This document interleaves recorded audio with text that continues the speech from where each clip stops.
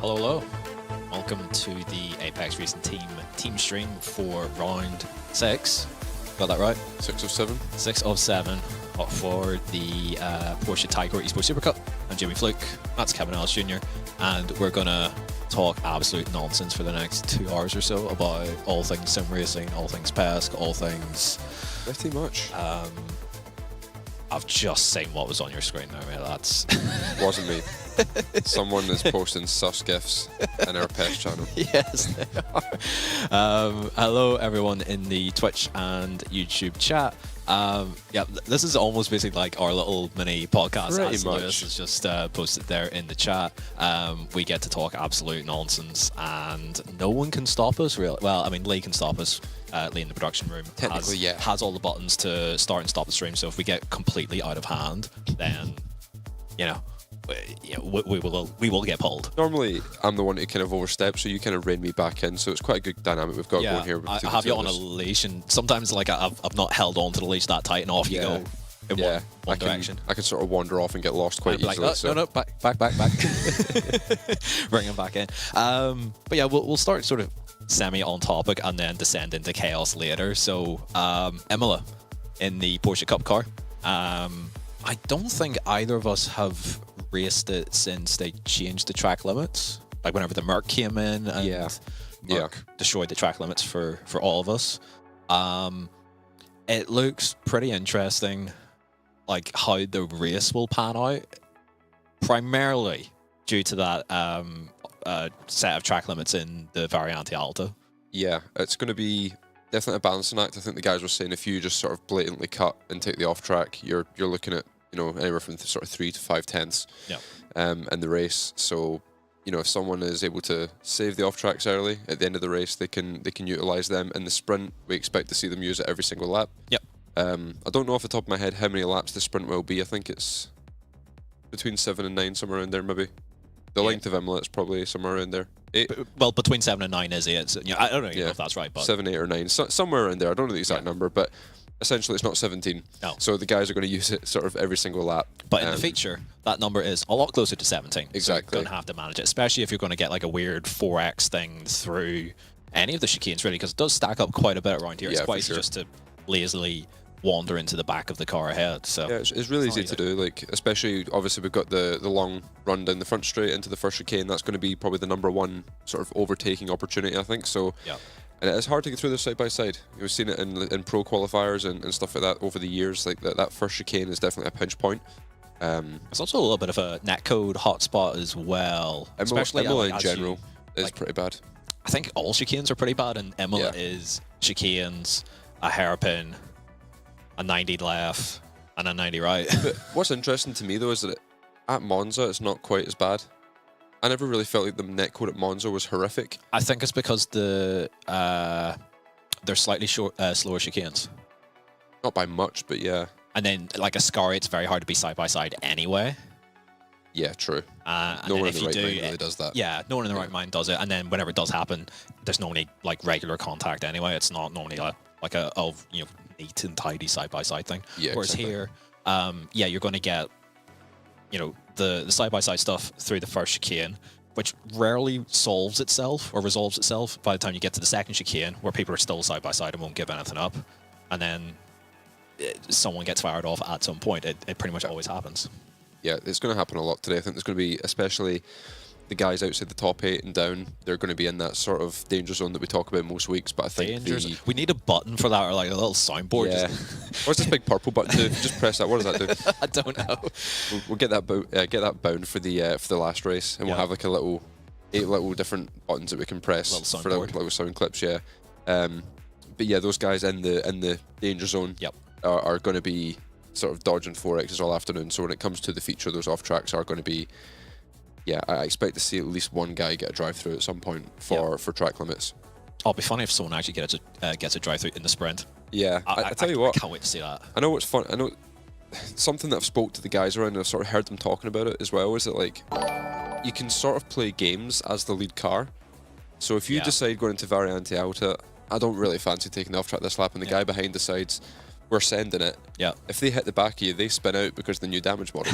So, oh, so there are games that can be played. Yeah. So you can sort of vary it from lap to lap. You know, one lap you can cut the chicane, the next lap you can take it normally, and just cause absolute chaos behind. And I think that's where a lot of 4Xs could come from as well. It's just guys misunderstanding what the guy ahead's going to do. Yeah. So I expect this to be.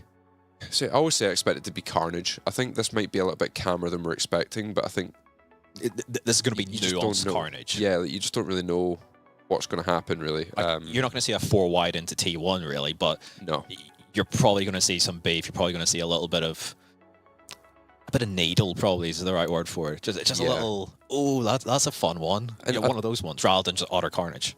Yeah, I'm not really sure as well, like sort of how easy it is to overtake here. I've not physically watched any of the test races that our guys have done, but I don't think passing is as easy as you might think. It's never been easy at Imola. No, it never has been.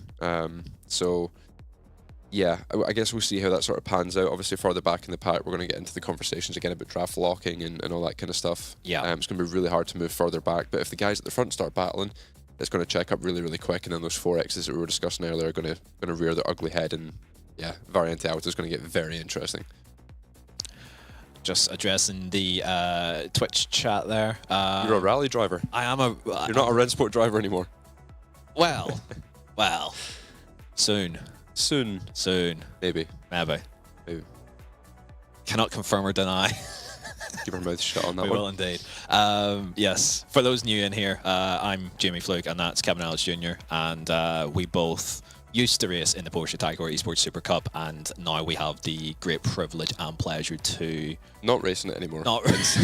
Sit and watch it. No, we get to talk about it. Yeah, essentially, you and I became pro in the same year, didn't we? So Jamie and I have both been pros since 2017. Yeah. So we've both been around the block for a long time. Yeah. We're definitely more on probably some of the most experienced guys sort of in esports at the moment. I think a lot of the guys who are older than us now have sort of retired and tailed off. I'm definitely one of the old guys now, like still kicking about. It's like, oh no. Yeah. You're surrounded by kids. So I mean, we still compete at this level, we should add, actually.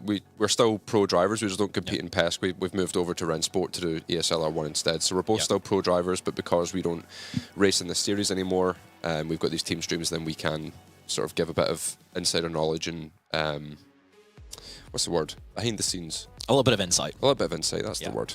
Was it exhausting to compete at this level for so long?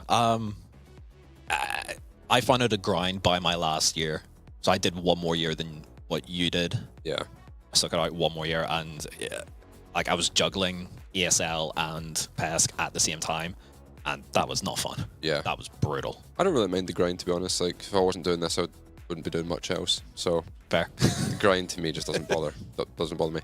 I do believe we've got Johan on his out lap as we speak, so I think qualifying laps are coming up fairly shortly. Johan, by the way, is racing from here again. Johan is downstairs again. Yeah, he went home. Figured out that his internet wasn't going to be back until almost the end of April, so he had to fly all the way back again a few days later, and he'll finish out the season from here before flying home. I mean, it'd be really strange if he didn't finish out the season from here, considering the final round is next week. Yeah, exactly. It's no sense in going back home now.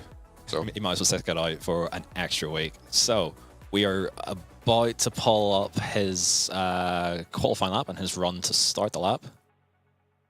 Brace yourselves. Patience. A little bit of tire tomfoolery going on. A little bit of tire tomfoolery. Right, here we go. Here we go. I'm gonna put you on the spot, Kev. Lap of Imola. Talk us through it. Oh god, I've not driven this car in 2 years. Right, okay, so down the straight, here we go. You can see the guys hitting the bumps on the left-hand side, and for some reason, that makes the car quick. Yeah. Yeah, a little bit unusual to see, but we'll see that all afternoon. Braking at the access road on the right-hand side, down into probably third gear, take a little bit of the red and white, then cut all through the sausage curb from the right-hand side. Through this left, hit the sausage curb again, keep it flat, obviously watching the off-track on the exit. Up and towards fifth gear, braking just before the 50 board on the right-hand side, cutting as much off the left as you can, as much off the right, again keeping it in third gear, and then keep 2 tires on the red and white on the exit. Braking at the end of the access road on the right-hand side for the hairpin, down into second gear, tuck it in nice and tight on the exit. Exit's really important here as it's uphill, and then cut hard over to the left to hit some more invisible bumps for more extra hyper grip. Braking just before the 50 on the right-hand side. Want a little bit of apex curb here, and then keep 2 tyres on the red and white on the exit. Looked fairly tidy. Yep. And then drop it down the hill. Drive into the gutter, braking on the 50, cut as much off the first right as you can, trail and brake the full way, keep the weight over the front tyres, early throttle pickup on the exit as it's uphill, and then keep it over the gutter on the right-hand side again for more imaginary grip. Cut back over to the left as fast as you can before braking, just before the 50. Watch the track limits through the chicane, keeping 2 tyres on or outside of the white line is the key, and then on the exit, keeping 2 tyres on the red and white. At this point here, it looks like Johan has gotten through cleanly. Yep. So take a little deep breath before flicking it through the right, onto the brakes as soon as you come through that right-hander. Watch the rear locking as you come down the hill. Take as much inside curb as you can to get a bit of rotation and open up the last corner. Again, a little bit of apex curb, keep it on the red and white. And that is a lap of Imola. That's not bad. That's not bad. I look tidy. Yeah. So we'll see how it... Jeez, oh. Just looking at the times that have come in. You're on P3. Yep. Whoa. Coiter on pole. Hello. He's found some performance. The gaps are huge. They are massive. Imola. Some of the questions that came into the chat, nothing to do with aero, all that stuff. Nothing to do with the setup either. All to do with the tyre. Just cheese. Just cheese. Nothing but cheese. Quick question on cheese. What is your favourite type of cheese? Mozzarella. I like the mozzarella as well. Yeah, it's just a safe shout. It's got some good protein in it, you know. It does. It does. Couldn't What beat about yourself? Yeah, mozzarella. Mozzarella, Well. yeah. Camembert's good. Camembert's good. I mean, it's hard to go wrong with cheese. It really is. Unless it's blue. Yeah. I can't really get on board with out of date food. No, no, no. That's just not really my thing. Right. We'll address what actually just happened now. Lucas qualified last again, which is not good. Eventually, he'll hit a good Q lap at some point, but he's sort of running out of time this season, sadly. Michael P20, which is not where he wants to be, especially when he's like sort of on the bubble. Salva P17, Luke P14, Alejandro P10, and then Johan's lap looked really, really good. Up in P4, but that's still nearly a quarter of a second off of Kiter and pole. That's a mega lap from monstrous. Sam. And Redline for sure figured something out. Because Lulham's in P5 as well. This is 1, 2, 3, 5. 1, 2, 3, 5, yeah. 8. So another solid job from them. Yep. Guess they've got it figured out. Meanwhile, Josh Thompson in P23 for them. So he hasn't got it figured out, but the rest of them do. I don't think he got the memo. No, I don't think so.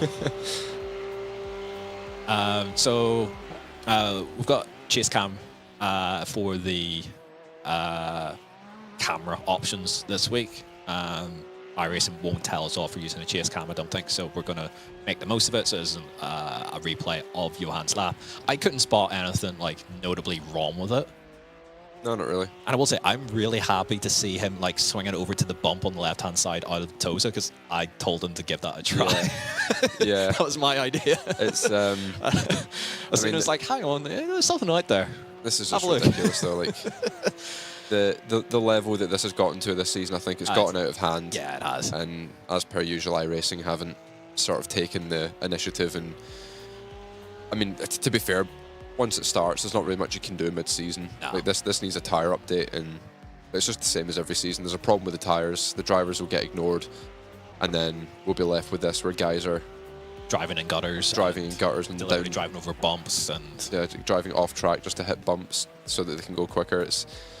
It's all become a bit of a farce, really. It's actually close to the off track there on exit for the top chicane now.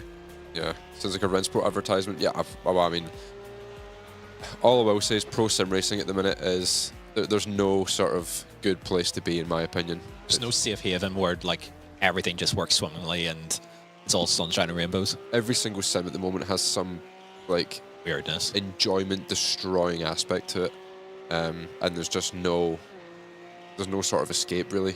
Unless you want to drive 1.5 seconds off pace. Yeah, I mean, if you on iRacing, if you want to have a great time, just drive slowly, and you'll enjoy the game. Really. Yep. Every single car in iRacing feels great about a second off the sort of maximum. Yeah. Sadly. But yeah, there's always a cheese / issue you can take. Yeah, I mean, it's not even just that. It's even just like with Rennsport, there's no sort of like exploits as such. No. We saw like one sort of exploit thing last season at Monza where I was like driving through the grass to open up Lesmo 2.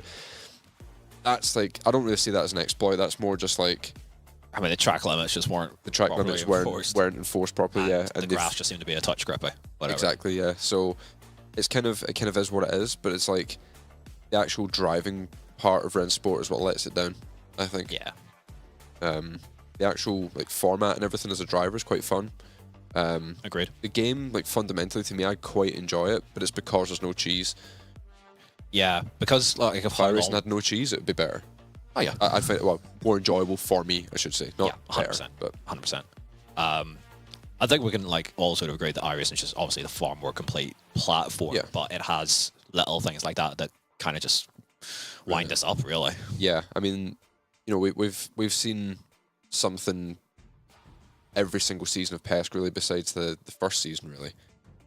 I mean, we're on the V6 tyre for 2019, weren't we? That's right. Sort of, we're on the old tyre. I mean, there was a bit of cheese, wasn't there, with like grass dipping and stuff? Was that a thing on the V6, or was that only when V7 came in? Only when V7 came out. Yeah, so V6 was bring back the V6 tyre model from 2019, and everything would be great. Yeah, V6 was like the last great tyre model, really, and that's coming from someone like me who was not fast on that tyre model and personally hated it because it was constant like micro locking. But I could live. I think we could put up. I think we could put up with micro locking again if we. Yeah, like there was just no cheese with it. Whereas we got to V7 and we saw the Brake Dragon, and now we're on version. I mean, they've stopped naming them, haven't they?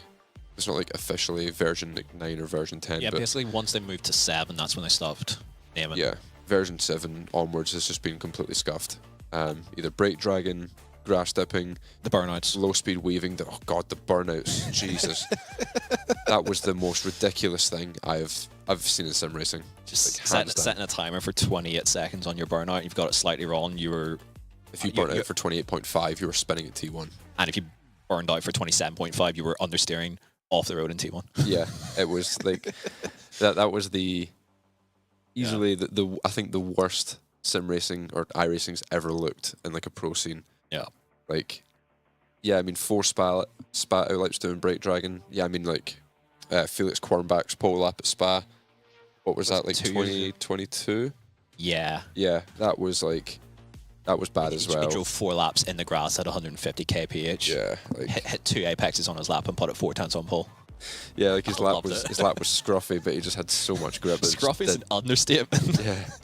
Whenever you realise that you're the only one on that strat, and you realize, oh, this is worth loads of time, then you're just going to, like, mentally bottle it. I'm convinced that strat was probably, like, 8 or 9 tenths.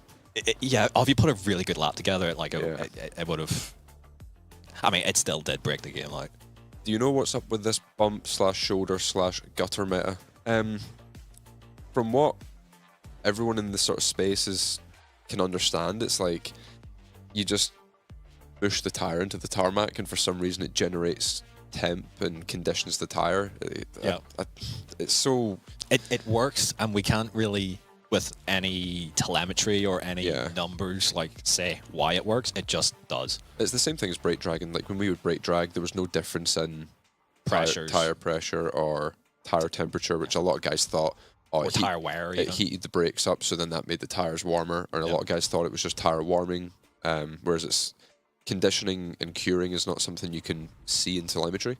It's only something you can sort of see through the lap time and feel through the wheel.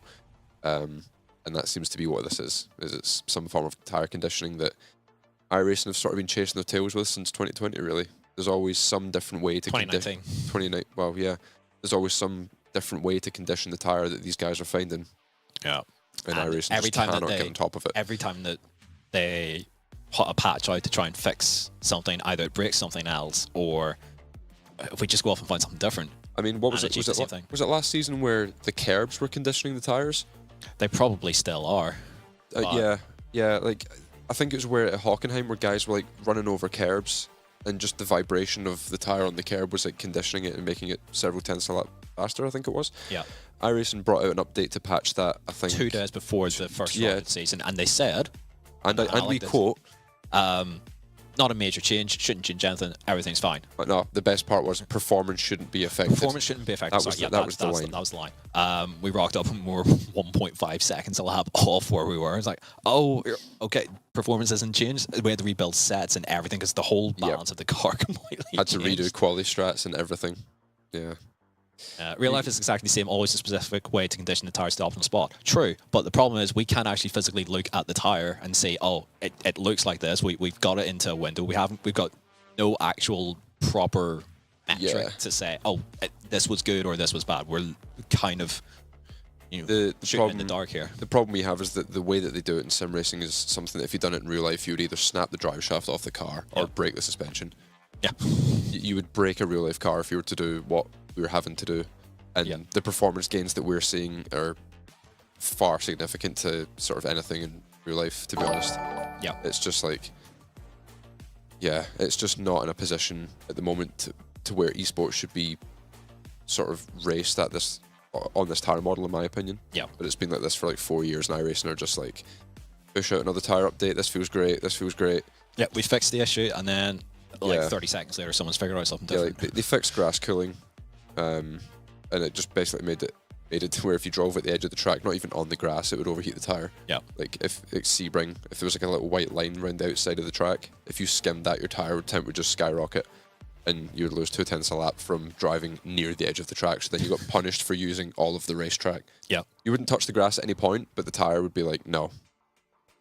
And it would blow up. So it's, as I say, it's something we've contended with since 2019, 2020, and the more complex that iRacing make their tyre models, the more these issues are going to keep on coming up, and the more in-depth we're going to have to start getting, and more creative we're going to have to start getting with...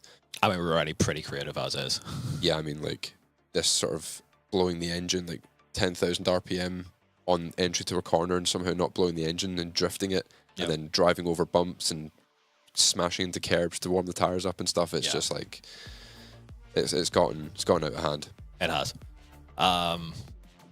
Yeah, we'll quickly move on though to what's actually happening, which is the series and how it sort of shakes out and where we stand at the minute. So that's a prompt to lead to maybe haul up champ standings. Yeah, I think we're on it. So the general gist of it is, as what we've seen since the beginning, Sebastian Job does lead things, but it's a lot tighter now than what it has been in recent rounds with Diogo Pinto in second. So the question was, are those guys going to finally start scrapping and beefing? Especially now that they're, second and third on the grid, so maybe. I think they have to. Diogo has to do something. If he doesn't, it's not just going to fall in his lap for him, not with Seb. So he's got to get after it and take points off Seb himself. If he doesn't do it, the C in his name probably means something quite different. I think I get there. Yeah. I get your drift. Feel free to suggest what that might be in chat. We've got our guys third, fourth, and fifth: Luke, Johan, and Alejandro. Realistically, sort of out of the title fight now. It's still this is the best showing I think we've had in PESC in terms of consistency. Three guys in the top 5. Yeah, I think we've done that. I mean, Alejandro was still an MSI at the time, but I think it was a season where I came 5th. Yeah, I think Alejandro was 3rd. I think so, yeah. Yeah, I don't think we had any other guys in the top 5, but that was probably the closest we've come to this. So hopefully, they can hold off like Caruso and Zach and even Cooper, who are fairly close behind. Yeah. It's all very tight, to be honest. Yeah, down to 12. It is pretty tight. Like, everyone from sort of, Luke down to maybe Biko. It's a bit of a stretch. Sort of has a shot there, sort of to grab 3rd maybe. And then look at that huge gap from Lolam in 12th to Luca in 13th. And that's sort of your fight then for retaining the license for next season. So we've got Michael there in 17th. So he's still in the mix, but again, not a great qualifying for Michael again, sadly, this evening. Salva, it's been a horrible season for him. He said he's just going to show up to the last 2 rounds, have fun, and hope for the best, really, which is all you can do in his position. And then Quinton's off being a real-life rally driver, which, given the option of real-life rallying or shunting for 22nd, in this series. I'd take the rally. I'll probably take the rally. I'd take the rally. I can't criticize his decision on that one. How many points can they maximally get in Monza with the double points? So it'll be 10 for qualifying if you stick it on pole, and if you win both races, they're scored as feature points. So 250s is 110 points. So yeah, top 15 keep the license, unless someone from the top 15 doesn't retain or doesn't take up the option to come back the next season. I don't think that happened last season at any point, or with anyone. I think everyone who kept their license last season did come back. Charlie Collins Didn't race last year. Is he? Did he? I thought he was in PESC last year. Trying to remember. Let me get up some racing wiki. Bear with me. Years sort of merged together a little bit for me at the minute. Yeah, I mean it is hard. Like when you've got seven pro seasons worth of knowledge in your head, it's kind of hard to like. It's kind of hard to differentiate them. Benecchi didn't keep top 15 last year. Yeah, but neither did I. I know all too well I didn't. I was first first person out. Yeah, you were 16th. And Benecchi was 17th, 18th, something like that. 18th, I think. I can confirm it when I can actually find the season. Or 2023. I don't think Charlie raced. Oh no, he did. He did. Yeah, Charlie Collins was there. Yep. And Benecchi ended 18th in points. So yeah, you were the first one out. You were 10 points. Yeah. Oh, I remember. Yeah. Auto transfer. Yeah. Oh well, if I knew that Charlie wasn't going to come back this year, then they could have just given me that spot. Yeah, they could have. But that's not how it worked. Yeah, unfortunately, that's not what iRacing do. Nah, that's disappointing. Oh, I've got screwed over by the system. Porsche iRacing. Yep. No, I got screwed over because I drove badly all year and couldn't figure out the tire. Couldn't get on top of it. And anytime I did get on top of it, then I got shunted. Yeah. Welcome to PESC, right? Anytime you're up at the front, there's always someone who's trying to make something out of nothing. Interestingly, actually, the guy in 29th last season had 66 points, and the guy in 30th had -5. So Gianni was... That's not the first time Gianni's ended up with negative points in PESC. I think every single season there's at least one person with negative points. Yeah. Since they allowed it to actually go negative. Yeah. Yeah. Gianni's done it twice now. He was 71 points behind 29th, and he only got 15 penalty points as well. So he only actually scored 10 points, but he only done 3 rounds. And got a 5-point penalty in every single one. Yeah. Yeah. Sounds about right. Oh, good. that adds up. That lines up with how sim racing works. You can just back out. You got like Sebastian and Josh, up at the front. You got someone like me in the middle, and then you got Gianni, picking up penalty points at the back. I don't even know who it is this season because Sim Racing Wiki doesn't get updated anymore, unfortunately. Everyone's on. Have they all got into positive? Because I think there was a point where there was 3 guys on negative points. Everyone's comfortably on positive points. Got a 3-way tie for last between Quentin, who hasn't showed up to most of the rounds, so fair enough. Simone and Lasse on 23 points. Oh, so I don't think anyone's actually going to retreat back into negative from there. Okay, yeah. To get minus 20 from or minus 25 from there is quite the accomplishment. Yeah, I don't think that will be done, to be honest. I don't think that will happen. Minus 25 sort of comes with consistent wrecking people out and getting penalised. Yeah. Not like one big blow off. Seb claimed the Pole Award Championship. Yeah, no real surprises there. He's normally, he had a couple of wobblers, but he's normally just ridiculous in qualifying. Yeah, it's actually worth mentioning that he's sort of returned to form this week. The last 2 rounds, he's started outside the top 8. Yep. Then obviously today's banged it back in P2, which is, there'd be quite a bit of pressure on his shoulders because he can't really afford to mess it up again. Yeah. So starting P2 right in front of Diogo, that for Sebi is the hard part done. He's gained a couple points. It's not going to make a huge difference in terms of the overall outlook of the championship, but it's just a sort of mental thing. Yeah. More than anything, he's starting ahead of Diogo, and Diogo know he has to get past Seb and past Sam. Now, no disrespect to Sam, but I do suspect he'll drop backwards. I can see him finishing P3, P4, P5, somewhere around there. Yep. But I think Seb and Diogo will be 1-2 in the sprint, providing they don't wipe each other out. Oh, it'd be good if they did, though. It would be great. Great content, the 2 championship contenders. Just for the content. We've not really seen anything like that since the sort of Pesk era where we had Seb, Benecki, and Rogers all beefing for a title. That was like peak Pesk. That was great. Because I was like, Benecki basically like trying to intent Rogers 2 weeks in a row. Yeah, I find that so fun. Like someone just sitting there, like Holtzman intent wrecked him in 2019 and got physically removed from the server by T Hut on the spot. On the spot, they were quick to it as well. I remember that was Laguna Seca. I remember that race really well because everyone shunted on lap 1. Yeah, I qualified 18th and was P5 on lap 2. What's funny is I took part in that race, but I feel like I was like, when I look back on it, it feels like I was a spectator because I don't remember any of it. All I remember is that crash from Holtzman. I don't actually. Well, I tell you what, I can actually go back and see where I finished because if I started way back, then that would explain why. I'll let you figure that out. I'll quickly go through the starting order. Yeah, you fire away. Sam Keitert and Sebastian Job on the front row. We've got our man Johan Harth in P4 with honestly, I think it was a really, really good qualifying lap. Yeah.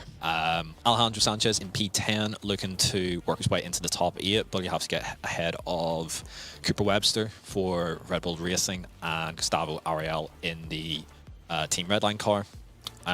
Further down, Luke McKeown actually down to P15 with someone else putting a lap in, not sure who. So realistically, that completely ends his slim hopes of a title challenge. It's going to be so hard to work his way into the top 8 and then have the other guys ahead like actually have issues.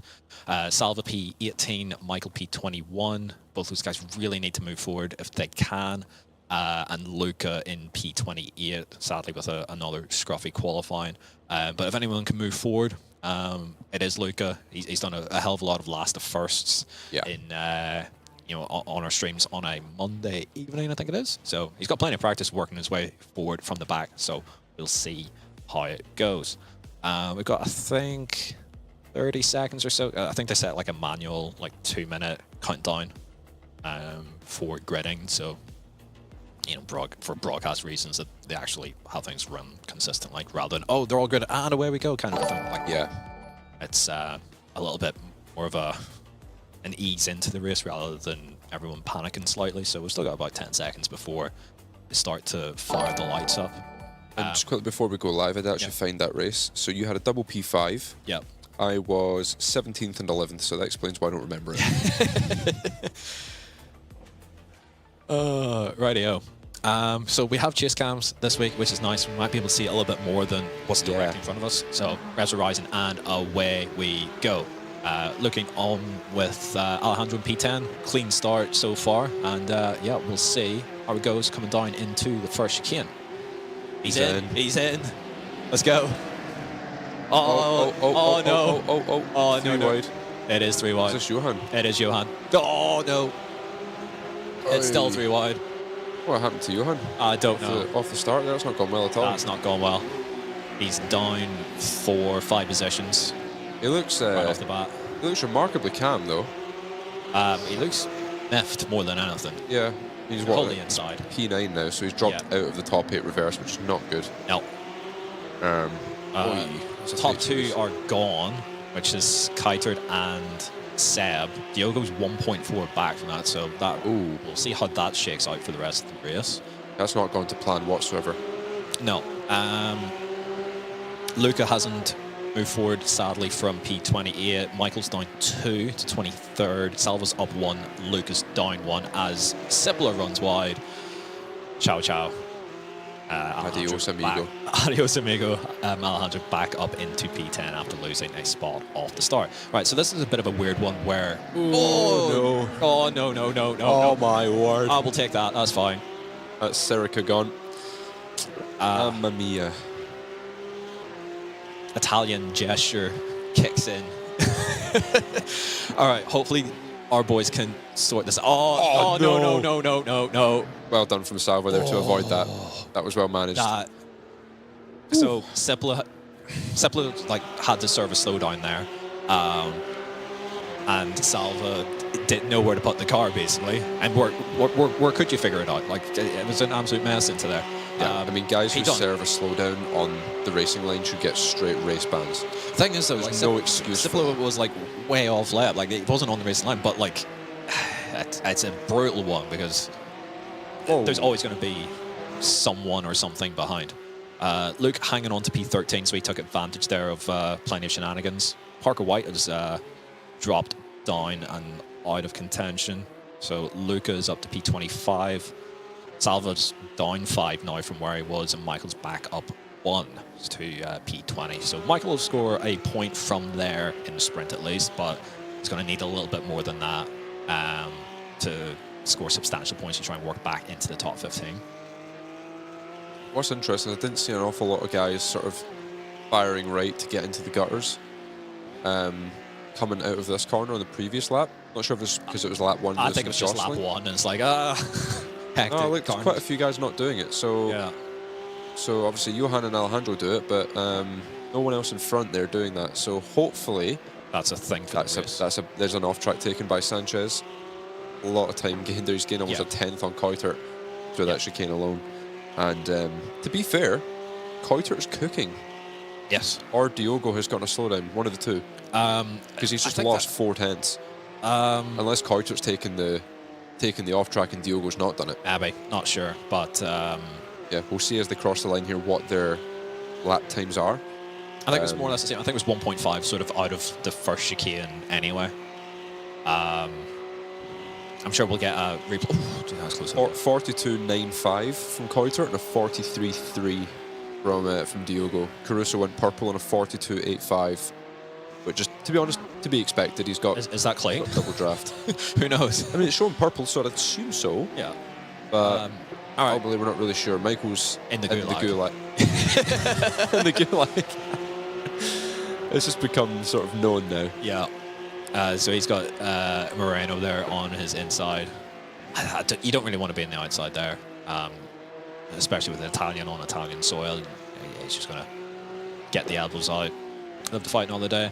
And 3.14 just up ahead there in P19. So hopefully we'll get back up to him and take the spot off him. Via Latte Macchiato is not racing, no. No. To be fair, that should be his new nickname in our league. Yeah. Via Latte Macchiato. That's great. Cappuccino, probably on the end of that as well. Caramel in there somewhere. Ice frappe. Yeah. Yeah. Is Johnny damaged? As a person, yes, but... There's no way you just said that. I don't think his car's damaged. I knew you were going to say that as well. Oh, yeah, he has got damage. Yeah, he has got damage, yeah. Yes. It's a little bit scuffed. Oh, so I don't mean like... No, I meant like emotionally damaged. I didn't mean like... oh, for God's sake. I meant emotionally damaged, not anything else. He's coming to the end of his first PES season. I think that's what I meant. His heart's damaged. He's heartbroken. He's slogged through the Gulag series and made it to PES, and now he's just been shunted. He's had a horrible season. Yeah. So that's what I meant by that. Just to clear up. It's just not what it sounded like. I didn't mean it that way. Oh no. All right. Sorry, Michael. We all love you. On board with Johan, who's in P9, for any aspirations of top 3 with Luke down in 13th. He'll want to try and get this spot. So guys are moving across over to that bump. I did say that was going to be a thing. If you can move the car over enough to get to that bump, then it's all that experience we've got in our noggins, mate.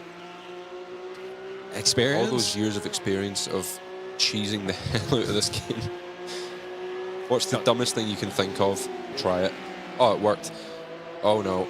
Oh, it almost got turned there by Bosch there, but lives to fight another day. But listen for P21, P22. Oh, Moreno must have had a slowdown because Michael's back up to P20 and it's like 1.5 on Moreno. Oh, okay. Unless Michael's finally just like completely lost it and just shunted him out of the way. Yeah, I mean, which I'm all for. Like, if that's what he's done, I don't condone shunting most of the time, but Michael does need to get the elbows out. In PES, you never really know. Yeah, that's kind of the long and short of it. Without seeing a replay, anything could have happened. And we'll assume that anything has happened, and I want to say that Michael's just potted him clean off the road. One thing I do want to pick up on actually is Diogo's turned the pace up He's maybe just chilling first couple of laps and not getting on the afterburners. Yeah, he's starting to really get some stronger draft now off Seb, and of course he'll have draft from Sam up front as well. So Sam at the front of the field with a 42.4 and Dio going a 42.1. Lulham's gone purple behind on a 42.2, so that 0.1 from Diogo definitely had the off track in the chicane. Yeah. So he's got himself back into draft as here goes Michael on 3.14. Go on, do it. Do it for the fans. Hit him with a Pythagoras cutback. That's phenomenal, mate. Pythagoras cutback. Yeah. Yeah. Show him what a real triangle is. That's astonishing. I mean, you know, triangle, circled. It's all the same thing, right? 3.14 is pi. Pi is circular. Yeah. Show him a sphere. Show him what a real sphere is. I ain't got any jokes, mate. I'm waffling. There's not enough action on track, so I'm started waffling. We've descended into chaos as we predicted that we would. It took, what, 4 laps before I called Michael damaged? 3 laps, I think it was. Was it 3? Oh, okay. That must be a new record then. We're laughing for like a solid lap over that. Oh, I'm glad I can provide people with entertainment. You don't get this on the main broadcast, right? No, it's definitely not. Off track. Yeah. Luca's not having a good day. Thanks to chat actually for notifying us that he is in the bottom screen there. He wasn't content. He's back down to P28, which is where he started. Yeah, not going well for him. But no, it's just not going well for him. I actually don't have much else to say, really. No. It's just one of those days. He's almost an entire pit stop behind. Well, maybe not at this circuit, but no. The pit lane's a bit slow and a bit long. And just to clarify, there are no pit stops in the series. Top 8 reverse, by the way, Matty, not top 10. So, ideally, Cooper Bosch's Gustavo somehow. They both go wide and both our guys sneak through to 7th and 8th. Yeah? Success? That would be ideal, yeah. That would be ideal. But it's not ideal that I'm asking for shuntage for that to happen. Because realistically, I think we're in draft train territory right now. Yeah, very much so. You can sort of see by the gaps, like everyone's sort of 0.3 between them. So Biko's a second off of Caruso, but again, he's still getting a little bit of draft. He's getting enough draft to where Gustavo... I mean, it's not so much dirt air that affects these guys when you're 0.3 behind. It's definitely more sort of... visibility. It's just visibility, yeah, and especially at a circuit like this where it requires so much precision to hit the correct curbs the right way and, you know, avoiding off tracks, or, you know, in this case, everyone's just sort of taking it, but... Yeah. See Johan there just disregarding what Mercedes, AMG, Petronas F1 team decided that, you know, what the track limit should be through there. I just don't understand why those track limits were put in place. I really don't. I don't know why we were given F1 track limits in a game that doesn't have an F1 series. Like, why do Merck care about that is my question, because there's no... And why did iRacing listen?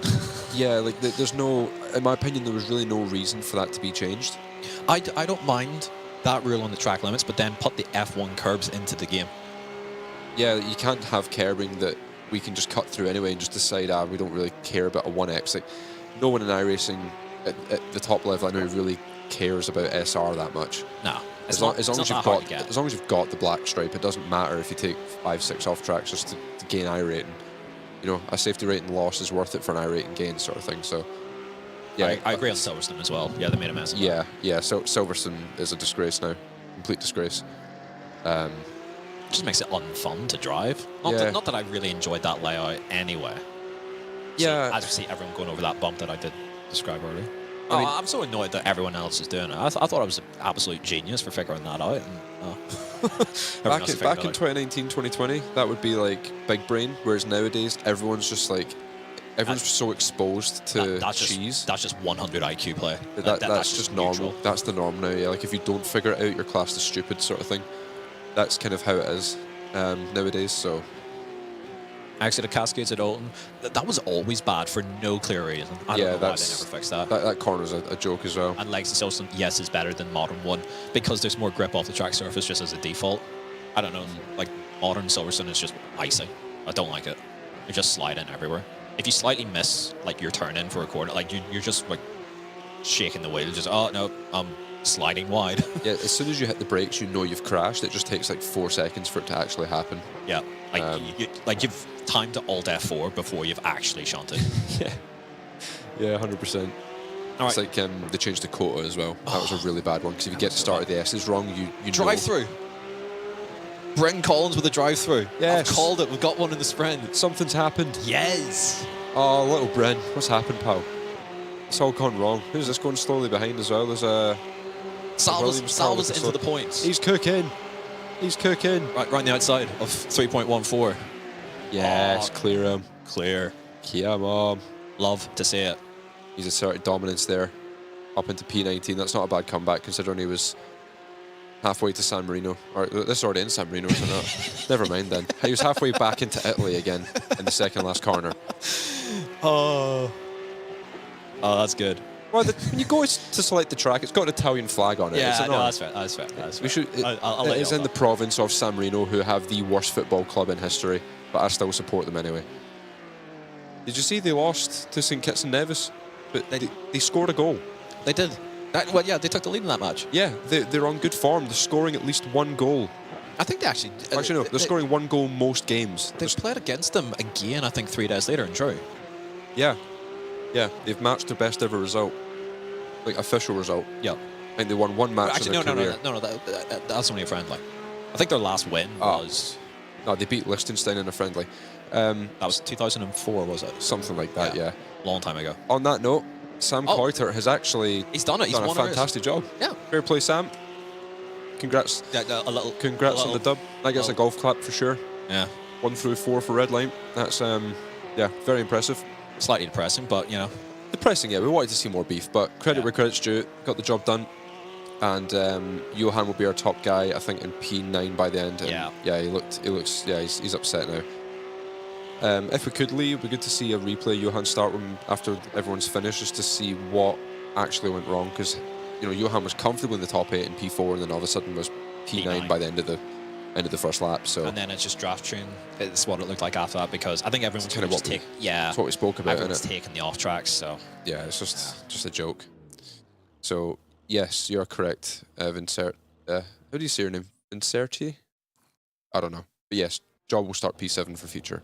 Correct. I'm just going to call him Vincent. I'm going to call him Dave. Let's call him Dave. So here's Johan's start. No, the session switched over. Boo.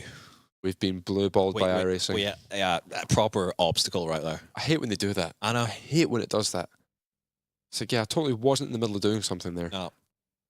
Ah, that's frustrating. Call me Vince, please. All okay, right. Vince, you got it. He's got it figured out.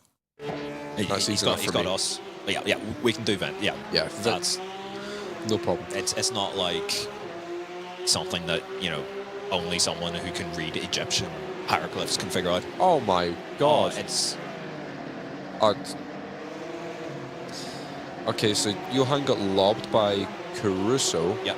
Tried to back out of it and then just got bullied, basically. Yeah, that's the long and short of it. Eesh. At that point, yeah, he's already down 4 or 5 spots. It's that with Cooper is ultimately there. Yeah, that's wow. 8th and he finished 9th. That was a massive sin from the Altus car. God, he came from miles back. Oof. He went. And he made the corner as well, didn't he? Yeah. There was no contact or anything. Everyone was just really, really careful. It was Diogo was really, really careful on the way in. Yeah. Johan tried to like move to the inside, by which point Caruso had already committed on the way in. I counted 2 netcode contacts in that first chicane alone. Yeah. As someone was about to clear him, you just see his car like pop off to the side. Yeah. Oh mate, iRacing need to get their stuff together. This is frustrating to watch. Yeah. So I mean, Johan's just sort of been. It's just been caught in the middle, really. Yeah. He got netcoded 5 times between T1 and T3. Yeah, there was just constant contact for Johan. He was like in the middle, sort of getting pinballed around. And you just lose all momentum then at that point, and then you just get bullied. You've just got no choice. As soon as the first one happens, then you know, just struggle to recover and rebound from that. It's kind of like being dropped into a fish tank full of piranhas. Pretty much, yeah. Like it's pretty soul destroying because every single guy on this grid, if they jump into a regular official, will smoke it. 1, they'll smoke it, and 2, they're usually the ones doing all the bullying. Yeah. And you come into this environment, and it's just totally different. Yeah, this is where a lot of guys tend to struggle. Like, you see some guys like dominate through pro queues and contenders, and then they get to Pesk. They put in a queue lap that would have gotten them top 3 in contenders, and they're like 14th in Pesk, and they're like, "Oh, what I do now? Oh my god! Like, okay, I'm in the mid pack, kind of whatever." And then they really get the true Pesk experience, where you get guys just sending you. It's hard to describe like how savage the Pesk series, and even Rennsport as well, like on lap 1, like any sort of top level esports series, it's so hard to actually put across like how aggressive it actually is. Sometimes when you watch like our onboards, it doesn't look that intense, but it's because we're just doing the same as everyone else around us, sort of thing. That everyone is just full attack mode. Yep.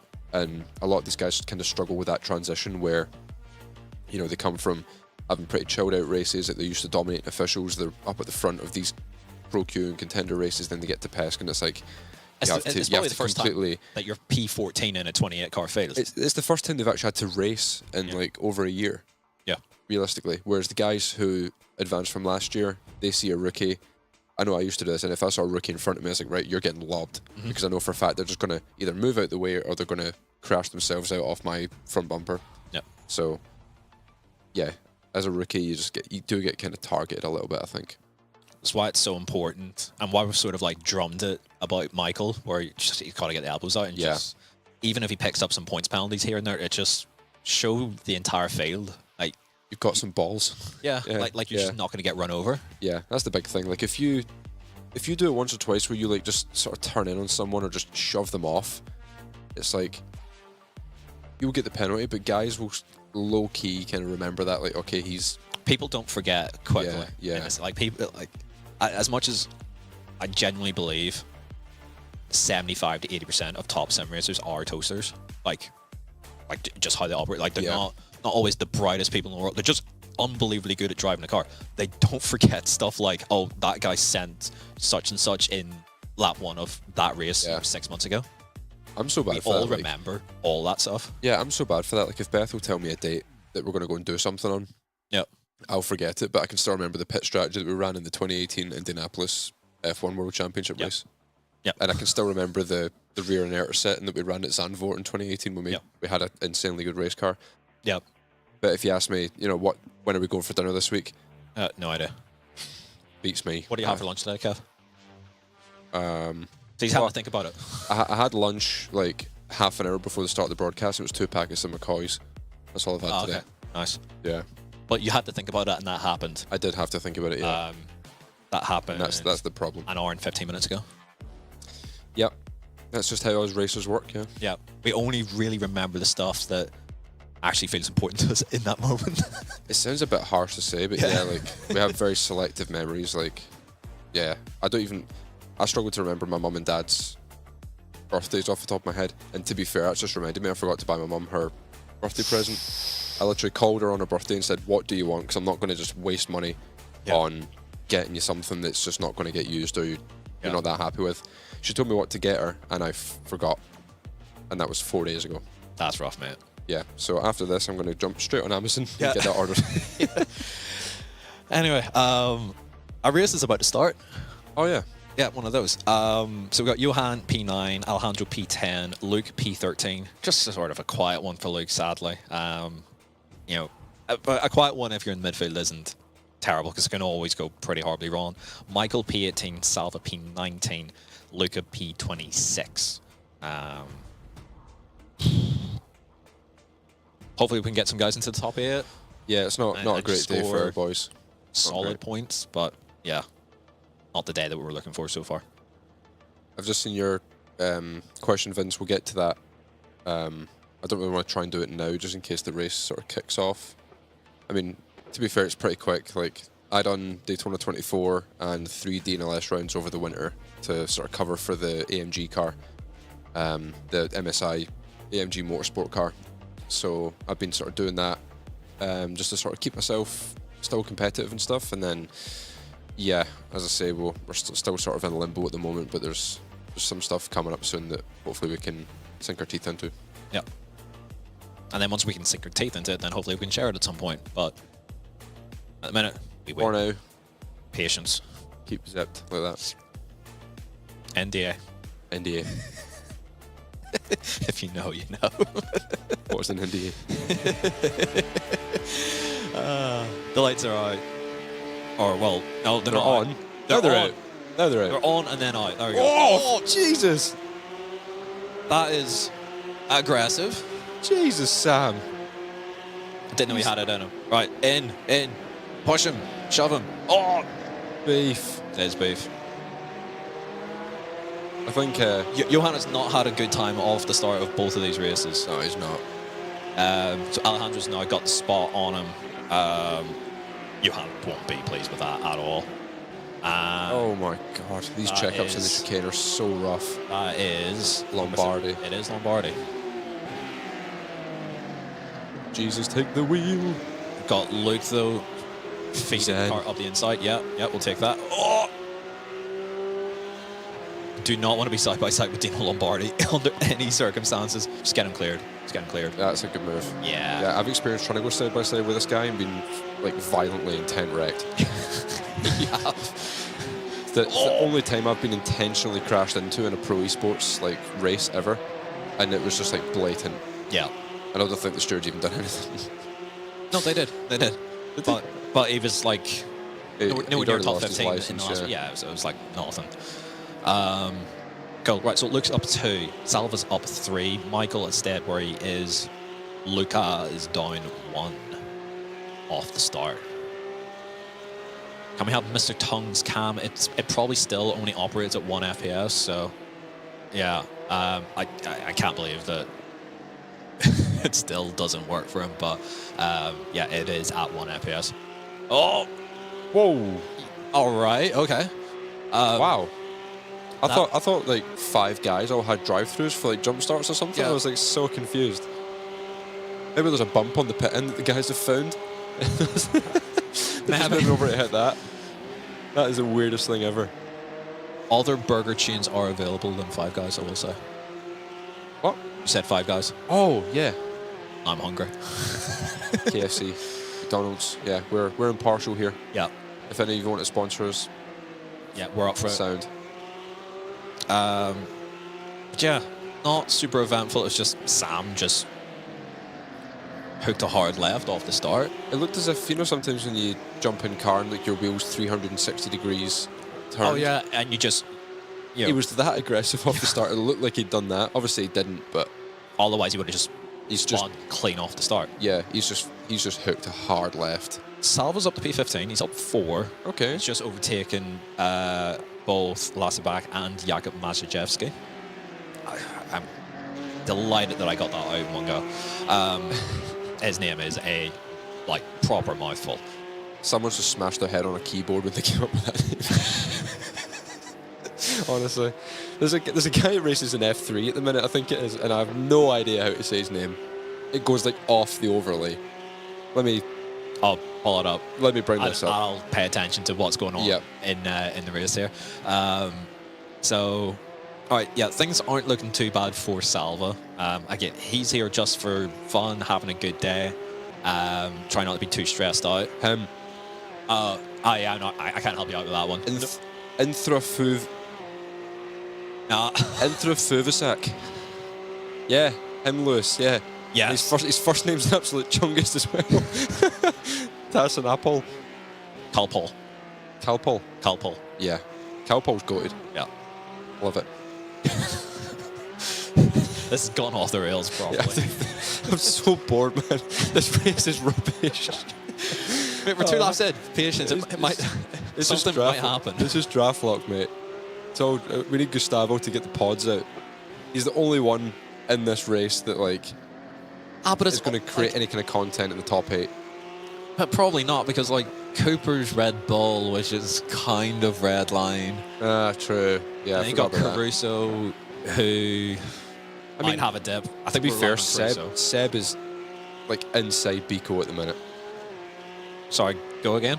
He's look at the gap, mate. I don't know how. I see the gap, but he's he's in him. Jeez, something else though. Important championship implications. Seb got ahead of Diogo off the start. Yeah, that's not looking good for Diogo, is it? Nah. Not looking good at all. But it is a complete draft lock the entire way down outside of Zach, who's had issues, and Bryn, who is out and dead. I forgot Zach was in this race. That's how... He's had a really rough day, actually. Yeah. You hate to see that for Zach. Where is he? He's down 16. Do you really hate to see it? Yeah. Yeah, Zach's all right. Yeah, he's all right. Oh my God, I just looked up and he saw Alejandro going straight for the pit wall again. These guys are on one, mate. What's up with Diogo, man? Seb's his teammate now. To be fair, Pinto's dropped second off the back of Seb as well. Tire strats, maybe? I don't know. I don't know. Maybe he's deliberately dropping that far off. Just, oh, yeah, Diogo's just made an absolute arse of that first chicane as well. That's not really doing any Alejandro favours. didn't get through there great either, but... No. Just to give a bit of insight, by the way, through the field, so Cooper at the front doing 42.5s. Seb went purple that lap on a 42.4, so I assume that was clean. That wasn't cutting the chicane. And he is in on Biko. Nice. So that's Seb into the top 5 if he can get this done. Still side by side at the moment. Yeah. I think Seb's got the inside though. So yeah, he's got that. Yeah. Dusted, so that's him up into P5. Yeah, Diogo lost 3/10 last lap at a 42.7, but thankfully with Seb and Biko fighting, that's brought them a little bit closer to him, so we have some slightly stronger draft to sort of tag on to. But yeah, I mean, everyone, Redline have Caruso's 7 of the top 8. Yeah. I know, 6 of the top 8, sorry. Yeah. Biko and Caruso are the only 2 not associated with Redline. Yeah. So, yeah, they've absolutely smashed it this season. Absolutely smashed it. Yeah. I think we've been second best team, I think it's fair to say. Yep. With Alejandro, Johan and Luke there. Yeah. 3rd, 4th and 5th in champ points, and I think it'll stay that way as well. I don't think there's anything... I wouldn't say we've done too badly this season. This has not been a great round for us. See, here we go on again. the overlay, everyone's going into the pit lane to... Yeah. There must be a bump. Yeah, there's bumps there. Yeah. Oh, God. This is what iRacing has become, ladies and gentlemen. Oh, no. Bump hunting simulator. Yeah, like this is crazy. Absolutely crazy. The raw pace at the moment, Cooper 42.3 last lap, very quick. Alejandro was a 42.9. So, yeah, we are... I think there's definitely something going on in race trim with our guys. We don't seem to be able to even follow that close. Like Sanchez is only 6/10, 5.5 off the back of Sam. Alejandro had a stinker of a first chicane. He did, yeah, he did. But it's not 6/10s. Oh. Yeah. I can hear the commentators in the background asking. I think they're talking about why guys are driving near down the pit lane, and they're at the moment they're assuming it's for breaking the draft. No, it is nothing to do with draft. Nothing to do with draft. I think it's a side thing, but if you wanted to break draft, you would go the other side. You have more room to swing the car across to try and break draft. Oh, man. Sadly, they don't know. They don't have a clue because they're not in the thick of it. No, they're not. On a week-to-week basis. And we're very tight-lipped as well. Anytime they sort of reach out to us drivers to get info, we'll give them some stuff, but we won't tell them everything because there are some commentators that are more friendly with other teams. Yeah. So we did have to be careful when we were getting asked about that kind of stuff. But yeah, Matt Emery saying that iRacing commentators are clueless. Yeah. Well, some of them might be clued up, but also know that they're only allowed to say so much. Yeah, it is important to remember that. Yeah, their hands are tied. Broadcast, they can't really go rogue. Yeah, I remember hearing a story from a commentator that I shall not name, but they were told, I think, that iRacing said to them, if you mention the word netcode, we'll throw you off the broadcast if you say netcode. Yeah. And that was why, they would always just say, oh, they got... I remember there's one time I got netcoded in an F1 race, and the commentator said that I got blown off the track by a crosswind in Maggots Beckett's. And I was furious. I was like, we were all furious. I was like, you actually think I've lost the car in an almost flat left-hander at this level? Come on. I got absolutely wiped out from 3 or 4 car widths, and he was, oh, big crosswind, Kevin's off the track. I'm like, no, I've been netcoded, mate. While it's searching for bumps, it's a weird tire conditioning thing that makes you go quicker. We can't explain why, it just does. Yeah. hitting bumps makes you half a second a lot quicker for some reason. But I don't think it's they'll do nothing about this. They'll do nothing about this until it starts happening in officials.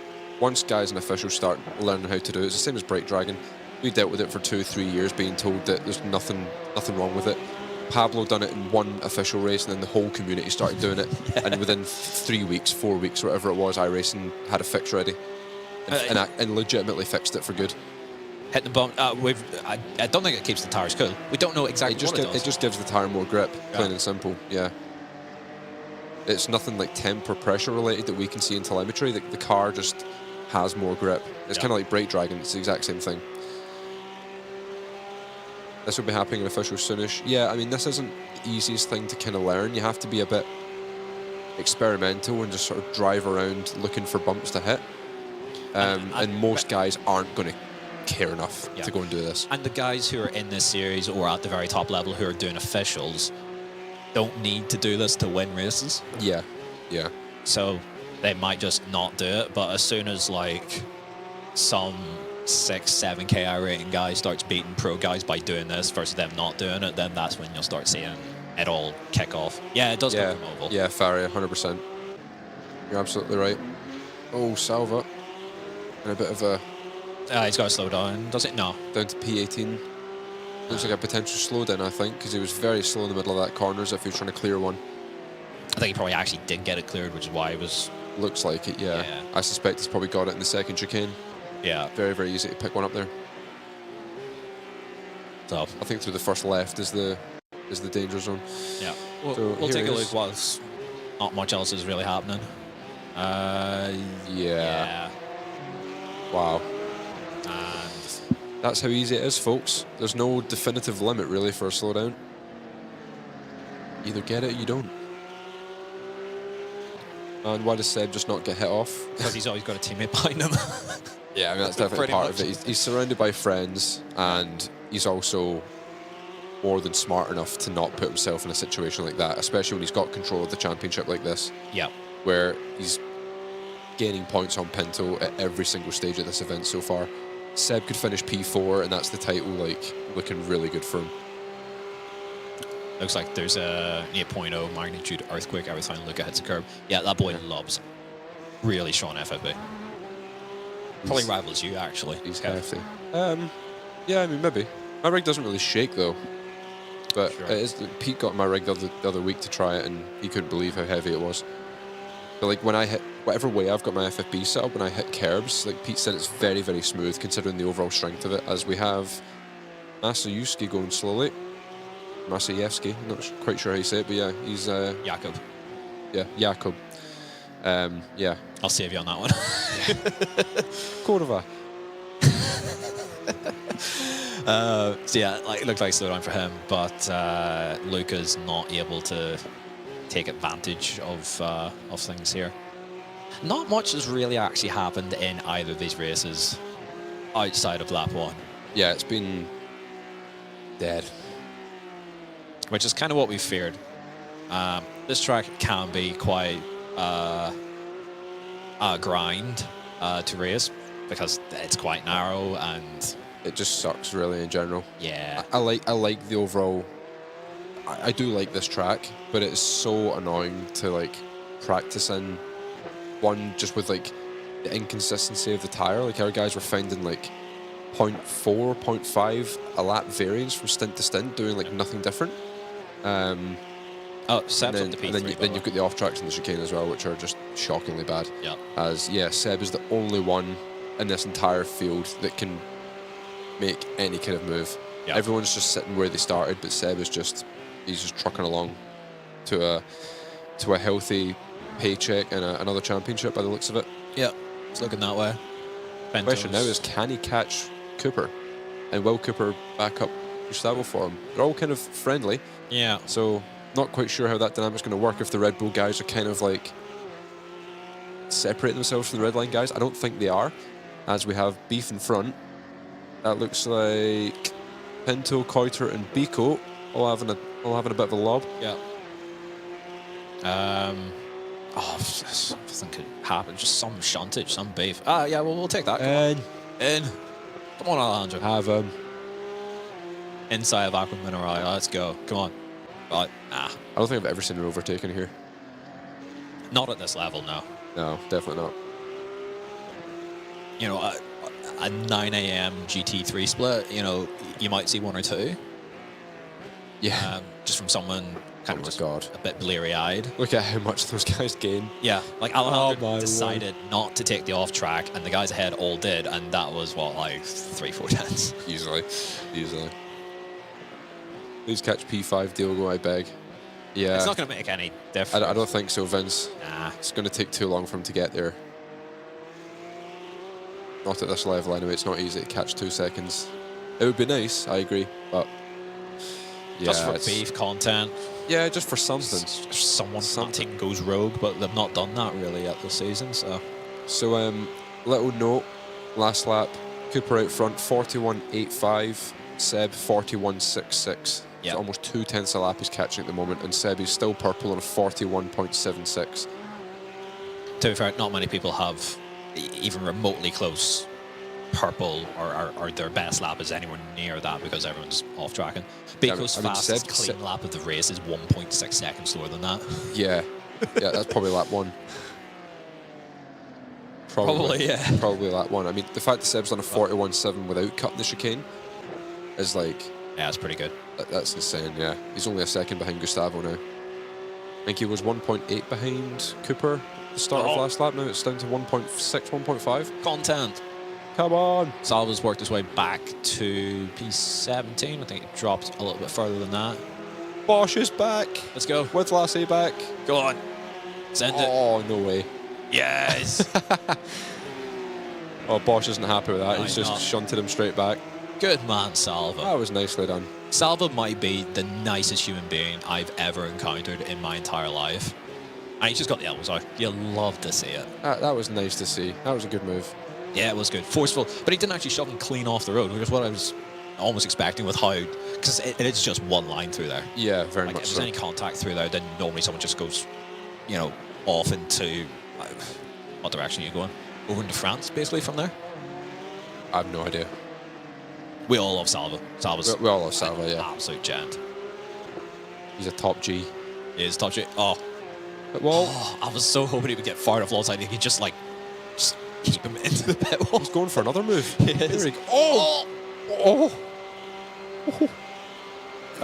Those kind of contacts in iRacing scare me because there's sometimes where the car will just snap on you in the middle of the straight. He just got a cracking run off the corner and just went straight up the inside. Bish, bash, bosh, job done, back into P15. It's not a lot of points he's getting here, but it's something. It's something. It's a steady-ish day, but realistically you sort of need top 10s and maybe slightly better for him to start making any inroads on top 15. Yeah, slow down really hurt him. Yeah. Johan sort of struggling a little bit. He's come off the back of Alejandro, who is latched. Oh my God, sorry. Tight onto Alessandro. Beiko. I've just seen Seb's last lap. 41.8 from the lead 2. Yep. Seb 41.2. 6 tenths quicker than anyone. Everyone else is in the 42s. Only Cooper and Gustavo done a 41.8. Yeah. And then Seb does a 41.2. They're miles quicker than everyone else. Like miles quicker. No, Seb is miles quicker. Yeah. That is incredible. That's incredible pace. Yeah. Yeah, this is... Draft will have held them there. I mean, yeah, but other guys have draft too. Still, it's not 6 tenths. That's incredible. He is latched on to Gustavo. And Gustavo's dropped back from Cooper as well. He's had a really bad lap. Yeah. 41.7 from Cooper, 42.2 from Gustavo, and a 41.7 from Seb. So Seb and Cooper are very similar pace at this stage, now that he's caught up to Gustavo. And there's still time for Seb to do this. He needs to get by Gustavo this lap. Seb's probably going to win this race. He has to get past Gustavo this lap to have any chance. But I just can't believe the gap. Nah, it's ridiculous. Back to Caruso now. That's insane. Is this bump thing just in the P-Cup? Does it apply to every car? It's a good question. We've only seen it in the P-Cup so far, but... it probably works in everything else. Probably. Yeah, like Brake Dragon still worked in GT3s when it worked in P-Cup. He's in. It did work slightly differently. Yeah. But yeah. That cut across there from Beiko was not a defensive move. it was hit the bump, because that's what you do. Dino has got ahead of Luke, which is not ideal, but it's safer to have Dino in front of you than it is to have him directly behind you. So, not ideal, but there's not much difference between P11 and P12. It's 1 point, 2 points, something along those lines. Yeah, it's not an awful lot. Better to lose that than to lose the 20 points or so that you'll get for P11. So Dino's just taken the off track and pulled 4 tenths on Luke. Yep. It's frustrating. This is, yeah. Sad to see. I would have thought that would actually generate more racing into the two Rabatzes, but that's not really happened either. Yeah, it's just nothing. Because it's not like the nothing's car, like materializing here. This could be an opportunity for Sanchez. Yeah. He's got to run at Baco. He'll have decent slipstream. You can see them just moving all over the straight, just trying to find bumps. It's madness. It's a weird one. Oh, yeah, he's in. No way he gets that pulled up. Oh, yeah, he does. Wow. That's a massive move. I thought he was a bit late on the brakes there, but Baco was just a little bit cautious. The point that I was going to make as this is Michael on Lasseback. The outside's so difficult to... Like, you need the guy on the inside to just, like, be far too generous for you to have any hope around the outside there. And then we've got Luca on Jakob here as well. So, some activity. But, yeah, sadly, not what we're looking for up front. Seb did not make that move from Gustavo and has dropped a little bit further back, so... Oh! Serica was in there. He was. The Duracell bunny. I can't think of any joke to follow up that. I'm very, very sorry, mate. He's looking a bit low on charge today. A little bit. There you go. Sorry, if it's you're on for it. If it's a rechargeable, pop one in for next round. Yeah. I reckon Serica will be back. Off track. Off track. Half a second. Bam. You get a little bit probably. Speaking of bam. Bam. Have fun, have bam. I'm having lots of bam. Not an awful lot of fun. But the bam's made it significantly better. Yeah. No, I prefer the inside of T1 because then you can just drive the guy out to the white line because that's what you do in sim racing these days. Yeah, you can just sort of shove them over the curb through the right as well. Yeah. Good move from Mikey. There you go. Bam. Oh, that's a bit of understeer. That's a lot of understeer. It's fine. He's got no run off the corner. It's fine. And Lassie's going to pass him straight back. No, his run was so bad that Lassie actually doesn't have quite as much of a run as you would think. He's getting there. He's getting there. Oh, he's getting help. Jakob's giving him help. Oh my God! Look at you're the wrong lane. No. wrong car to push, Luca. No. Oh, Michael. He comes. Actually, yeah. Pete's put in chat. Prison Mike. There's a conversation that we had earlier this afternoon that I can't say on stream. But from now on, I'm just going to call him Prison Mike. Oh! Here's with his trucker cap on. Oh my God. Serica's in. Oh! Yes, oh! Mikey. Good lad. Alejandro-esque, son. He's not clear, but it was a good effort. It doesn't matter. It was a good effort. He absolutely sent it. Wow. This sums up PESC. The best scrap on circuits for P18. Yeah. Because you've got bugger all to lose, really, in P18. Like, up front, you've too much to lose. Back here, you've got guys like fighting off-track limits and like bits of damage and stuff. This is fantastic racing. Yes. Look at. Oh. Where's he going there, son? Can't go there. Oh, sorry. Oh, they're side by side behind. Oh no. Oh no. Circus in. Moreno. Go on, yes. No. No. Oh, he's on the grass. Get blocked, son. This is the best racing, and it's for... We've waited all day for this. It's for single-digit points. And it's for about 4 points in a chocolate bar. But it's great. Fantastic racing. That's not... It's worth less than a Tesco meal deal, but my God, it's fun. Can't go wrong with a Tesco meal deal, to be fair. Missing Luca Cam, so... Oh, yeah, if we can pull it, look, yes. He's hit a curb that hard, his camera's bounced. It's true. We're down. We can now see Luca's nipples. Before it was just like his sort of forehead. Now it's like more sort of down here. It doesn't need to go any further, mate. That's how you know he's been in the wars. Yeah. He's been in the trenches all afternoon or all evening. His camera's taking a toll. game of Warzone is almost complete, though. We've got 2 laps left. Yeah. Before this is mercifully over. Somehow Lullum and Caruso actually, and while all this was going on, have lost like 2.5 seconds to the leader. They've been scrapping hard. It's 4.5. Well, they're 4.5 back now. Yeah. They were like probably they were 2 seconds behind Seb. Yeah. Now they're like 4.2. Yeah. So yeah, they've lost like 2.5 seconds. Seb's not even trying really. I don't think Gustavo. I think he's just settling for. I don't think P3. he cares. I don't think he's bothered. He's got this one, like he's had a P2 in quali, P2 in sprint, P3 in the feature. Pinto's That's P3, max, P6. highest scoring guy, probably. Some he's banked the money from that. And what's he really going to get in trying to fight Gustavo? Not a whole lot. Seb used too many parts to passes, probably. Actually, that's probably a good shot. He's probably just having to conserve his off tracks. Final lap of the race. Looks like Cooper's going to get his second feature win of the season, right? He is, yeah. He won. What race did he win before? One of them. He won one of them. Which one that was, I have no idea. Was it Le Mans? I think that's a good shot. I think it was Le Mans. Someone in chat's going to have a better memory than me with that stuff. Yeah.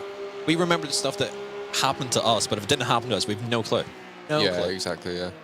Double cutback. Double cutback. Triple cutback, maybe? And swing it tight under and then up the inside. No, not quite got the run. Send it anyway. Might as well. Oh, double cutback again? Nah. The lap of cutbacks. The lap of cutbacks. Go on, send it up the inside from there. Oh, he thought about it. He thought about it. He did think about that there. But Matthias held on to the inside line there. Luca did actually go further down. We're seeing more and more of the rest of them. One of the best things I ever saw was during one of the British F4 races, and some guy had a really wonky camera set up, and as he went through a corner, his camera just fell. As he was on the broadcast, and we could just see the back of his screen. And I found that just one of the most funny things ever. I don't know why, I just find it funny when cameras fall over, but it is quite amusing. It is quite funny. Here's the draft train that we've seen all day. I'll just quickly mention, nothing beats Jim Paresis' monitors all falling over when he had a spin in the Hockenheim Hairpin doing R2. Oh, I remember that, yeah. I remember that. That was gold. That video's still on YouTube somewhere. That's an ancient clip as well. Yeah. Anyway, on the side note, Cooper's won. Yep. Gustavo second, Sebi third, and here comes Salva, the Paella Prince, for the cutback. The cutback. Go on, in. Oh, yes. Yes. No. No. Oh. Well, that was a fair. That was a fair old go. That's a fair old He's had crack. an adventure for P15. Yeah, he's. Yeah.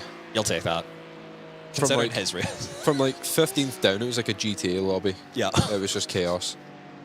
He scored points. It was bottom split rookie street stocks is what it looked like. Yeah.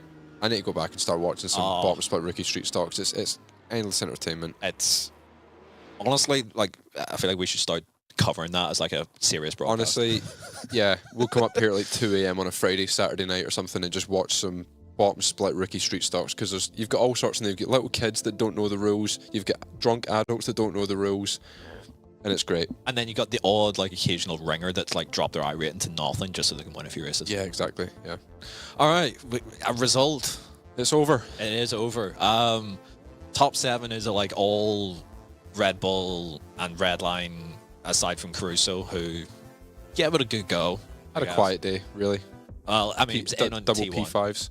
He was in on T1, and that was it. On Johan, and that kind of summed up and shaped the rest of the event for us. Alejandro did get up into P8. Johan sadly down to P10. Luke with a really quiet day in P12, but it is points on the board, keeps him ticking along. And he was sort of fighting Alejandro and Johan as well in points. So yeah, to have a mediocre day by his standards, obviously he expects to win every race.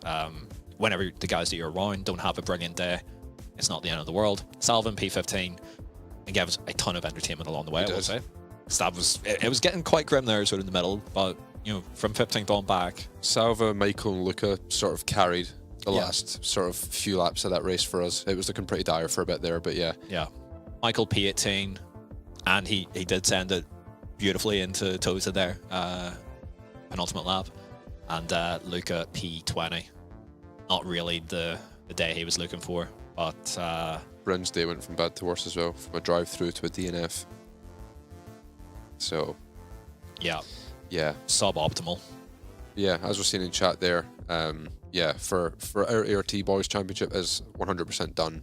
Yeah. Realistically, coming into this race, we sort of knew that anyway. I don't think any of our guys are coming in expecting to win the championship, but we're more hoping for Diogo and Seb to have a bit of a barmy, but that didn't happen. No. So bit of a tricky one, but yeah, we've got Salva to bring in and have a little chat with, and we've got him loud and clear. I hope. Salva, you there? Yeah, you can hear me. Yeah, perfect, wonderful. All right, so that wasn't exactly to plan, but you gave us a lot of entertainment in that second race at least. So thanks for that, because it was a bit grim up front. Qualifying, not really what you're looking for. Sprint as well looked really sketchy on lap 1, and then it's kind of just a bit of a fight and a brawl outside and in around the top 15s. Or talk us through it. Yeah, actually, I was quite happy with my warm-up on Q. I had the grip, but I just drove an awful lap. Definitely the worst lap that I drove on the season. And even with that, it was P18. Like, I've driven better laps and I was P25, so imagine. So, yeah, I mean, not really happy on my performance on Q. I think I could have been able to stay close to top 10, but yeah, then I started. And I was trying to be careful because I was with Luke, nearly side by side the whole lap with him. And when we arrived at the penultimate corner in sprint, I took the inside line and I was a bit scared with the guy in front because he broke like a bit early. I was not expecting that, and I was not used to brake there. Like usually on lap 1 you have a really low grip, but especially on that inside line you have nothing. So yeah, I insta-locked the tires and I just lived for not killing 3 people, and I just went deep. I lost like 5 positions, but at least I didn't made a multiple crash, because at the end if you do that you're gonna get a minimum of 10 points penalty.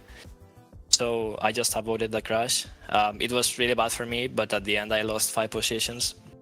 Then I tried to overtake again. I don't remember if a lot happened on the rest of the sprint, but yeah, then on feature it was a bit more fun. I had a lot of fun, to be honest, there, overtaking and stuff.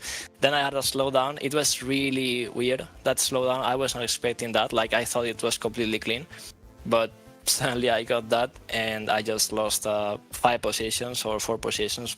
That then I overtake again. So yeah, it was quite fun. You know, I lost the pack in front. You know, this group of cars with Luke, Johan and Dino, I think it was.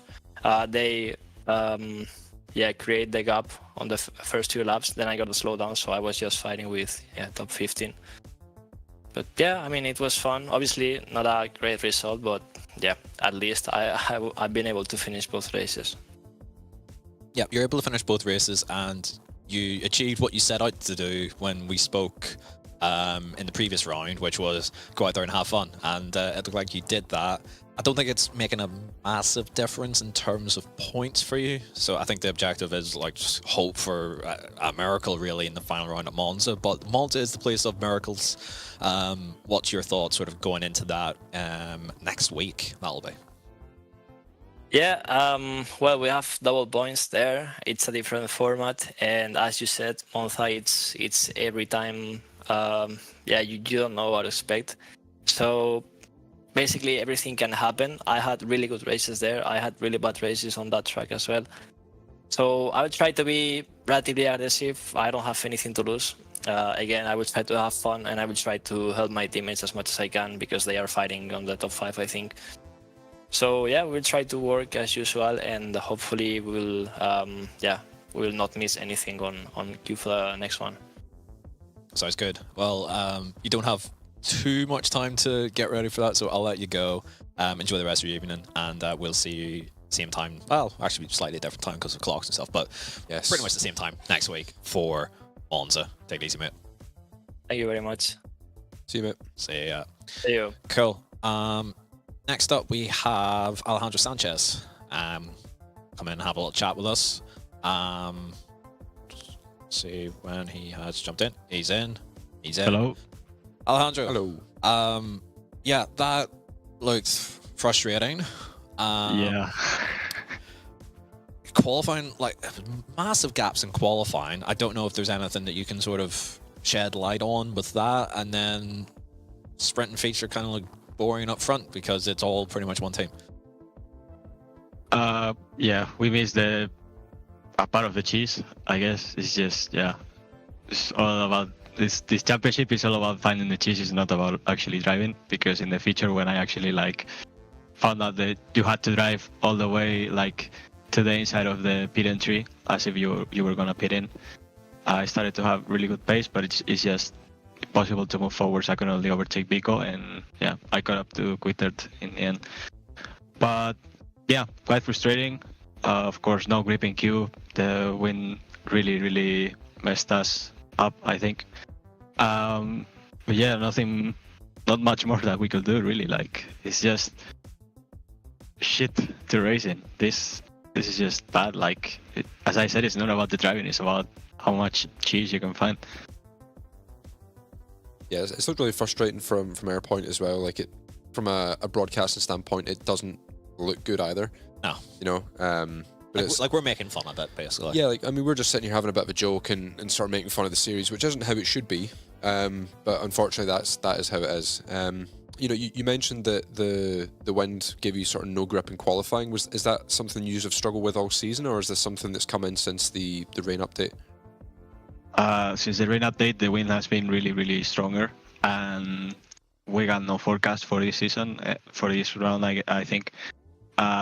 Well, we had forecast for the last round for the wind direction, and since it was like very strong winds, it was like 20 kph winds. The car is apparently is very aerosensitive, so 20 kph wind from one direction to the other, like from being headwind to tailwind into Aqua Minerali, is quite big. So that was it.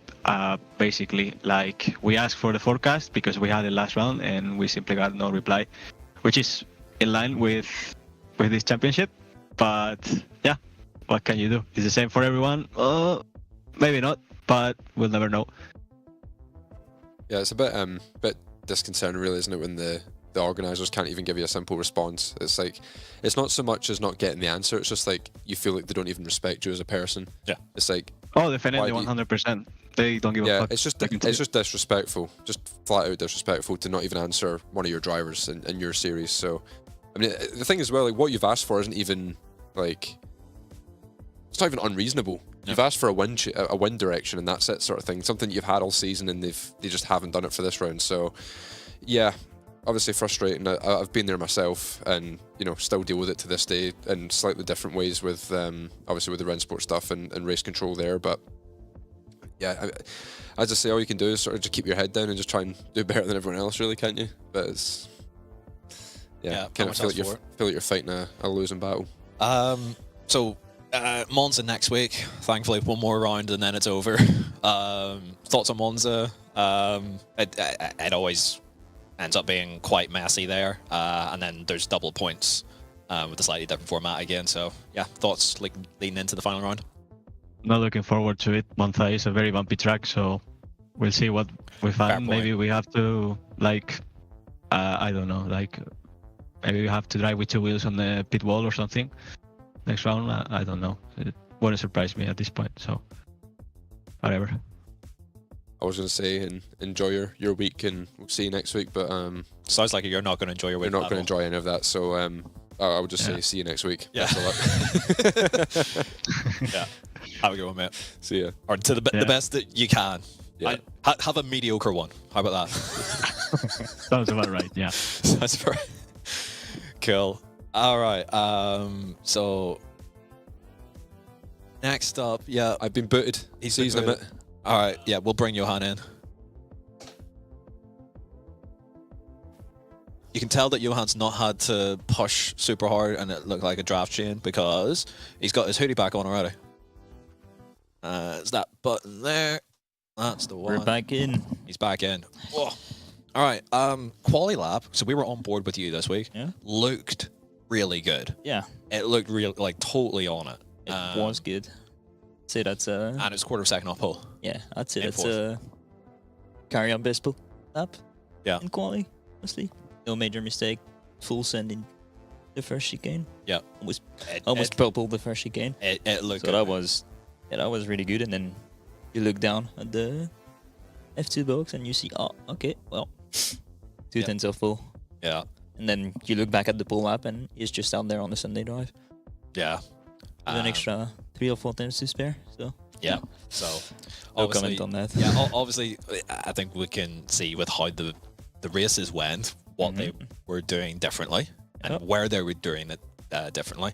But yeah, unfortunately for you, the round, the meeting, the event kind of fell apart with the start. Yeah. with lap 1T1. We're going to bring it up on the screen again if you want to talk us Yeah. through sort of what happened. So got a really good start. Tried to find a gap to go slow down. So I tried outside because everybody was inside. Yep.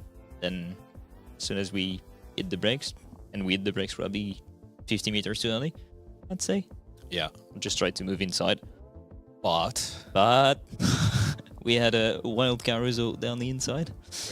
we seen full bogan So- on the inside. Full bogan on the inside, so I let him by knowing that netcode is pretty bad. Yep, And I end up 3 wide, get netcoded, yep, into Bico.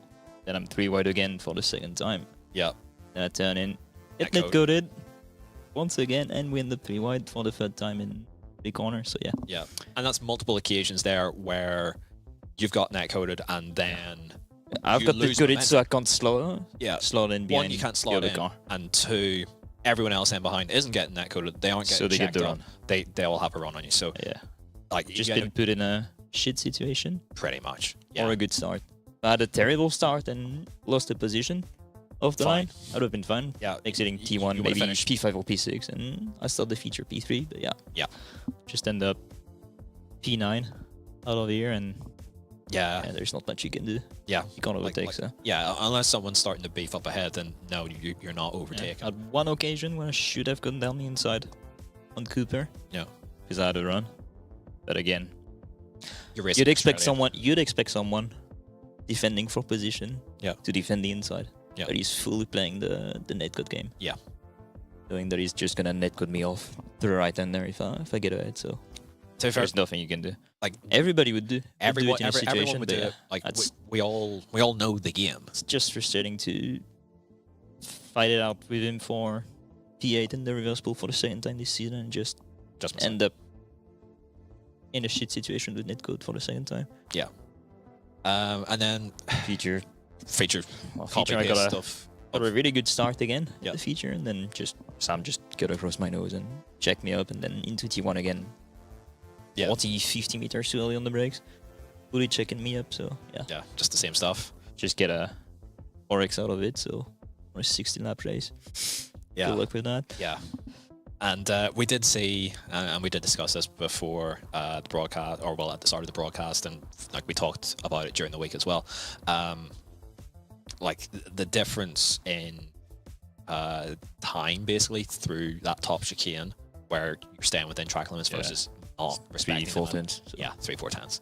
So if you've got Stupid. 4 options of that less over the course of a full race, like that's worth quite a I bit. was just trying to off track whenever I had a car, 0.4 back, and Yep. then praying that he was not off tracking. Yeah. So that was giving me an extra lap to then the next lap not cut and let him cut.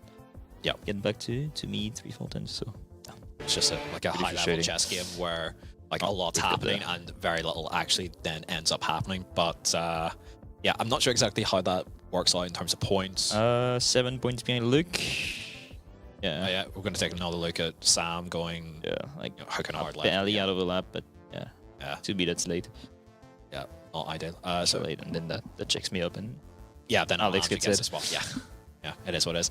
Points wise, then I think you probably have a yeah, better. I'm still P4, 7 points behind Luke, and I think there is 15 points between P3 and P8. Okay, so it's going to be a proper hack then at Monza. Yeah. Proper hack. But if anyone knows how to have a proper hack at Monza, it's you, mate. We're at home. Yeah. He knows the score. He knows the game. So I guess you're kind of looking forward to, if anything, just for it to like be over. Yeah. I'm done with the tire cheese. Yeah. All week. That's all there is to it. So. I mean, we were sitting sort of poking fun at the whole thing pretty much all evening. So no real surprise. Not looking forward to the second half of the year, but that's still better than this. Yes. Well, we've not really said too much because obviously nothing's public yet, but yeah. Soon we can speak. We know our stuff. We know what we're doing. Cool. Right. Well, yeah, that's it for now. We'll see you again in 7 days' time. Hopefully, P3 in the championship. Hopefully for your sake. We're slowly crawling. He's working his way forward. As long as between the three of you guys, it's 3, 4, and 5. I'm not going to care too much about the order. Yeah. But it's not 3, 4, and 5 anymore. But it's not 3, 4, 5. Well, as long as it ends that way, I think we'll all be content enough. Yeah. First and second is literally out of the question at this point. It is out of the question. Yeah, mathematically done. So, best of luck for next week. And thank you. big sense for Monza. Exactly. Cool. So we'll have Michael in for a quick chat. There we go. To see how his days went. Because he was Johan's left his phone there. Bit of a rough one for Michael this evening. You there? At the end? He's in? Yeah. What's up? Mikey! That looked rough and a bit rubbish for you, like just a hard day at the office, but you got the pods out. Looked like you had a bit of fun at the end of that feature race. Talk us through it, mate. Yeah, so like you said, I'll be honest, that was really bad in quali. Obviously some guys, including myself, will complain that there was a lack of grip, etc., but ultimately I just didn't execute when I could have. I messed up T1 a little bit, and I just had cracked myself, actually. Like, I've never done that on a lap. It was really bizarre. I convinced myself it was terrible, and so I just checked out when I could have just kept pushing, and I would have been in the mix. So obviously that's a lesson, I guess, to take away from that. But sprint was weird because I've never seen that many cars stacked up. It was like a sandwich. Lifting 4 tenths before a corner and still rear-ending the guy in front of you because he's been collected by 4 guys at once is weird. Not to mention figuring out that there was actually more places to drive, which were advantageous to the car, which we didn't find.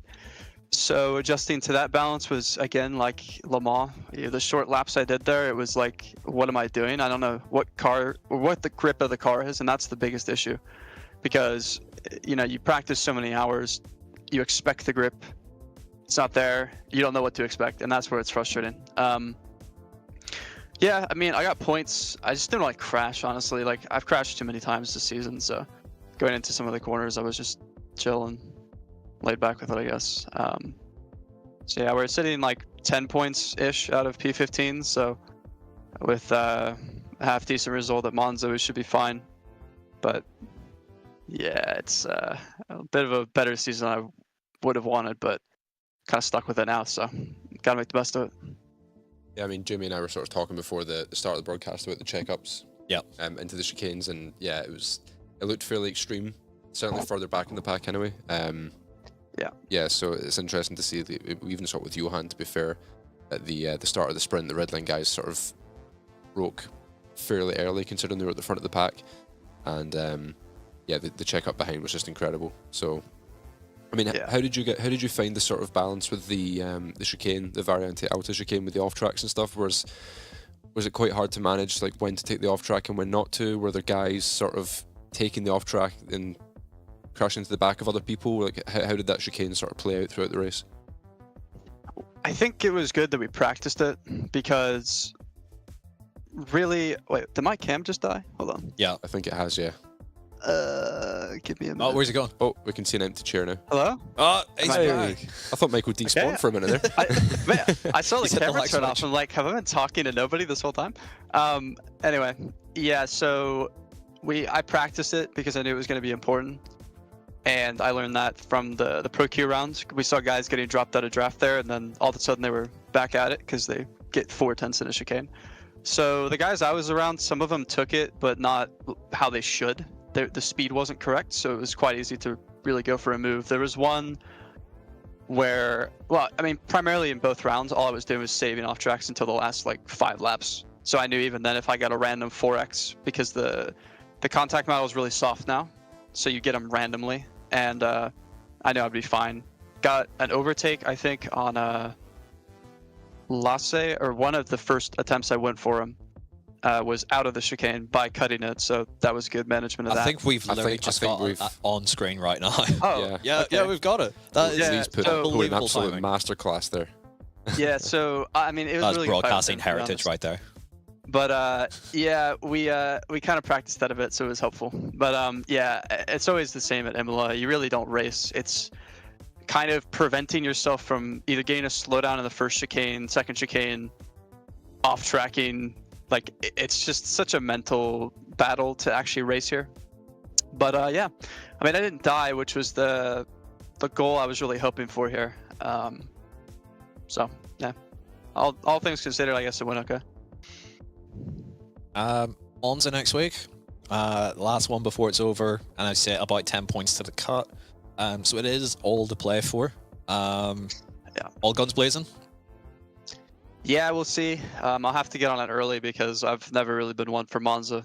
It's a weird track for me, so we'll hope we can do well and pull a Johan masterclass like 2020 and 2021. I watched him do it in 2021 because I was spotting him. So, you know, hopefully we put it up P4 or something like that and drive past everybody. But I don't know what to expect. I really don't mind what happens either way. If I'm right below the cut, then fair enough. At least I know that the podium overall in contenders was actually valid, because that puts me exactly where I was in that. So, I mean, I'm fine with that.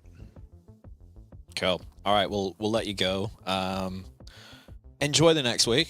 Have fun getting a feel and vibe from Monza, and yeah, give them hell next week, Mikey. Hey, we'll see what we can do. Thanks, guys. See ya. Cool. So I guess that's us. I guess we'll wrap. Yeah, I can't believe I just told an American to go all guns blazing, but you know, hey ho. Yeah, that's it from us then for this evening, for the penultimate round of the Porsche Heuer Esports Supercup. Thanks to everyone who jumped into the chat and had a little chin wag with us. Thanks to Kev for, as always, sitting in and helping me cause carnage. Yes. I can't believe, I don't want to know even how mad we're probably going to be next week, because it's Monza and it will be the gloves will be off. There will be side by side at that place. Yeah. I suspect. Yeah, the draft is very strong there. Yeah. Yeah, there's gonna be a lot of side by side into the chicanes, and there's a lot to play for, a lot to gain, and a lot to lose. So it's always so fun. I think it's gonna be the first time that I'm gonna sit and watch a Monza pass race and not actually be in it. Yeah, I've always enjoyed being in it. It's just so much fun. I've just got no good memories of Monza. There was that one season where I was in the top 3, got shunted in T1, and of course that season with Lombardi where I got in 10th wrecked. That may have even been the same event. I don't quite remember. But essentially, I've never had a good result there. Even when we went to Rennsport, I thought, okay, new game, new opportunities. Same struggles. Yep. Whereas I've generally done quite well at Monza. Monza's always been a track that, for whatever reason, I tend to go quite well at. Can't explain it. Just got the knack for it, mate. Just a little touch for it. Yeah. But yeah, that's upcoming next week. It'll be an hour later. I've got that right. Because daylight savings is a thing, and we're going to finally shift. Yeah, I don't know why we need to daylight savings. I don't know why we need to complicate things further. But we're going to give that a go next week. So it'll be 7:45 our time that we'll go live.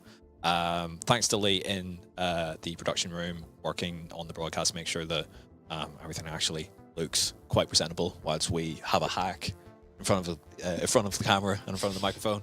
But from Kev and from myself, Malta next week. Don't miss it.